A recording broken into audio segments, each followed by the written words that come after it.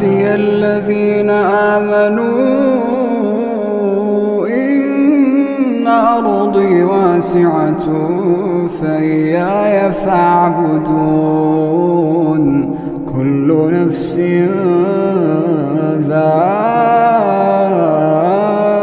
ذائقة الموت كل نفس ذائقة الموت ثم إلينا ترجعون